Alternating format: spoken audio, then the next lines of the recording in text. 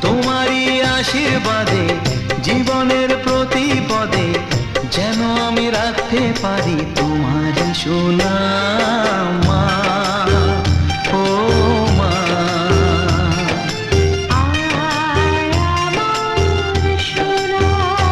ও স্নেহের ছায়ায় ভালোবাসায় ঢেকে রাখে যে, অনেক জ্বালাশয় বুকে জড়িয়ে রাখে যে, তারই আঁচলে মুখ লুকিয়ে রেখে জীবন আমার কাটিয়ে দেব তোমায় দেখে মা।